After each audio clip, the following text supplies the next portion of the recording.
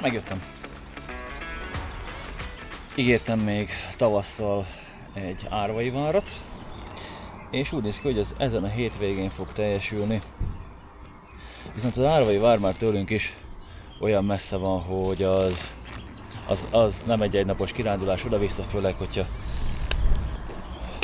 nem akarunk rohanni, hanem tényleg kiélvezni, szépen besétálni az egészet. Úgyhogy most péntek van, és egy kicsit ilyen családi kirándulás lett az egészből. Úgyhogy azért vagyok egyedül a motoron, a Ildikó jön majd autóval. És mivel péntek van, és holnap szeretném megnézni az árvai várat, ezért mai programnak bedobtuk azt, hogy megállunk Bisztrán, megnézzük a Bisztrái, vagy magyarul Sebesér cseppkőbarlangot.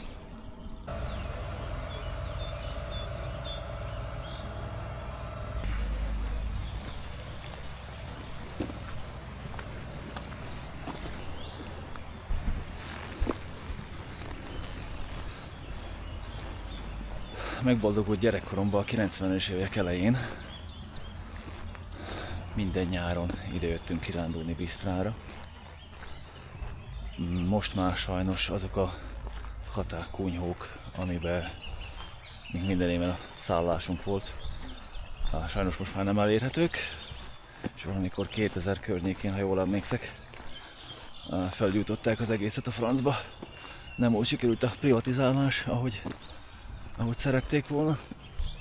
De lényegében itt volt a szállás mindjárt a cseppkőbarlang mellett, és innét jártunk szüleimmel és nővéremmel össze-vissza túrázgatni a környéken.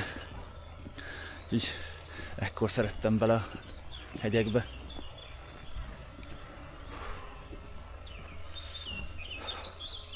Lenne a főnyírás közben rámentem egy poszmé odúra, kicsit felcsesztem a mélyek agyát, és egyik olyan cefetű pokán szúrt, harapott, nem tudom mit csinálni, de minél sebességváltásnál most idefelé úgy éreztem, hogy amit egy kalapáccsal rávágnának a bokámra. Ja, nem volt jó. Ez itt mögöttem, ez majd a barlangnak a kijárata. Most pedig megyek a bejárathoz és bevárom a többieket.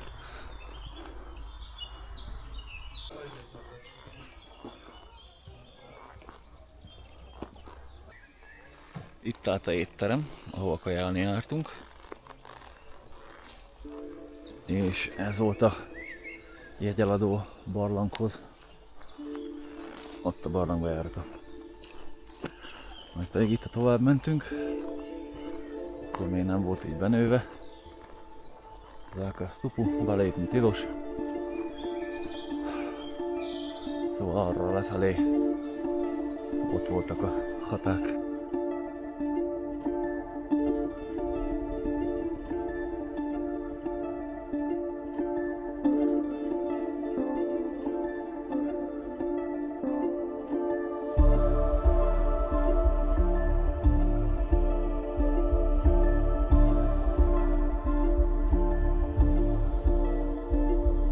A barlang a község déli peremén található 565 méter tengerszint feletti magasságban. Hossza 3531 méter, szintkülönbsége 99 méter. A föld alatti járatokat a völgy bemélyülésétől függően a Bisztránka patak alakította ki. Ó és új barlangra osztották fel. A helyiek a barlang bejáratát mindig is ismerték, barlangázók 1923-ban kezdték feltárását. Az új barlang alsó bejáratát 1932-ben fedezték fel. A barlang jelen formájában 1968-tól van nyitva 580 méter hosszúságban. Az alsó partizánteremben 1971-től gyógykezelés folyik.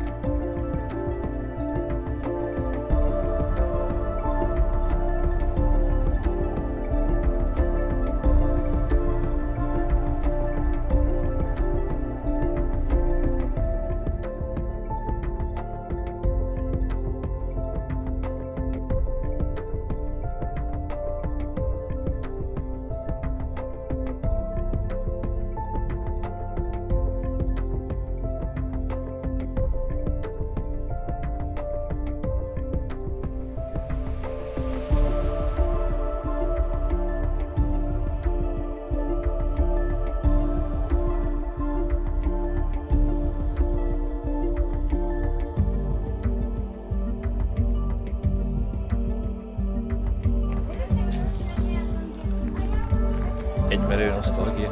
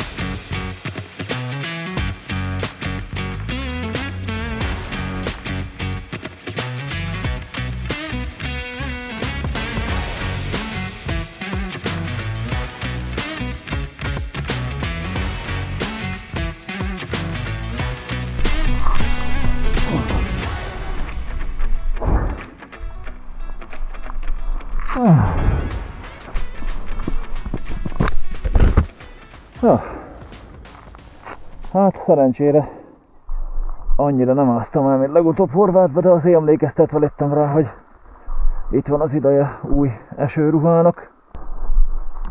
Erdő szélén jó a kedv, ott lakik a barna medve. Rohadtul fáj a lábam, azt a marha.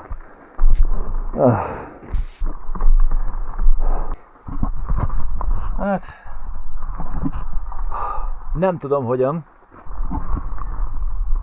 Hát már itt is lyukas a ruhám, de hú.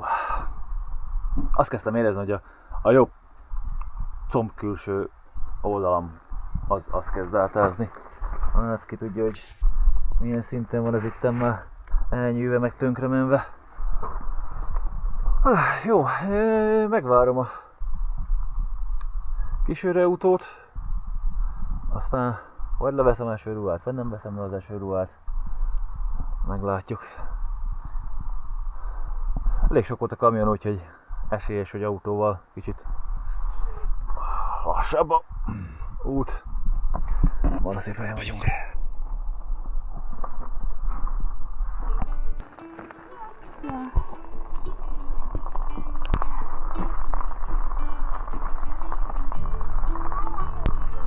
Azt olvastam, hogy nagyjából olyan 30-an laknak itt ebbe a faluba. Aha. És már nem emlékszem, hogy hányan voltak még azelőtt, de a itt lakók közül, akik elköltöztek, ezek a turisták miatt mentek el. Hát elhiszem. Ez a hollóközszlovák változata. Na, igen.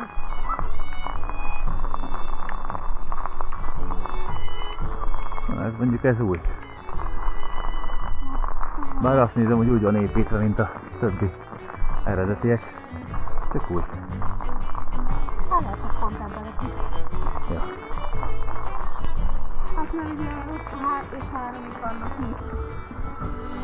Meg volt a ház, aztán nem tett. Itt egy modern ház, na. Most sikerült ide is későn megérkeznünk, úgyhogy a házakban már nem lehet bemenni, de egy faluba itten körülnézünk egy kicsit.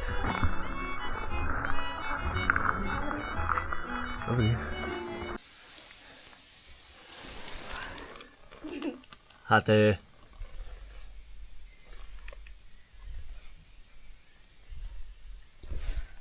az ugyanét hiányzik.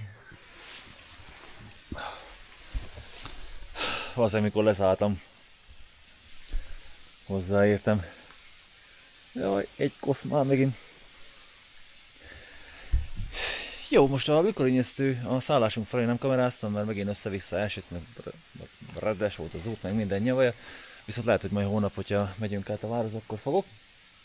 Már idefel is marha jó utakon jöttünk. És egyébként a mai szállásunk, mindjárt mutatom a kívülről, bébülről is.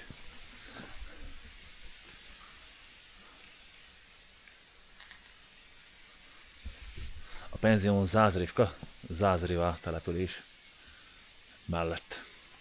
Lehet, hogyha ha benne lesznek a tulajok, akkor elkapom őket is egy kis beszélgetésre.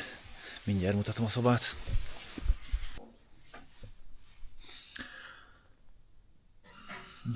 Itt vagyunk fenn a szobán. Muszáj volt először megnézni a lábamat, hogy milyen állapotban van. Nem mutatom ez nélkül, de be van dagadva, mint hogyha kiment volna a bokám. És nagyjából olyan érzés is rálépni, illetve főleg a sebességváltás lefelé, amarra. Hogy örülnék most egy sarokváltós sebességváltónak. Rendesen mindig mikor, nem lefelé, főfelé mikor váltok, így rá kell készülnöm, mint mikor várod, hogy kapsz egy pofont, vagy valami hasonló, hogy összeszorítod a fogokat, és akkor no most tink. Úgyhogy nem nagyon jót neki.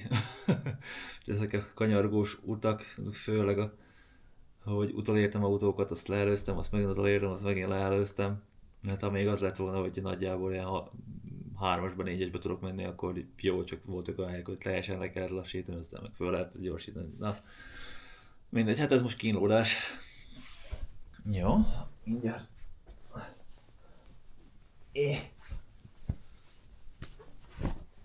Felhúztam az oknit. Itt vagyunk a kis szobánkon, két személyes. Múltkor, mikor voltunk itt, akkor a kutyákkal voltunk, és kicsit nagyobb szobát kaptunk, de hát ez arra, amit itt vagyunk, arra, hogy itt alszunk erre tökéletes. Épp azt beszéltek előbb Ildikóval, hogy úgy néz ki, hogy újak a bútorok, kicsit fel van pofozva. Hát ajtók még mindig ezek a caci ajtók, de hát nehogy már ez zavarjon. Szépen hűtő, kávéfőző, valami kis rákcsa. A hűtő is fel van töltve, és a szekrény tévé. Minden, ami kell.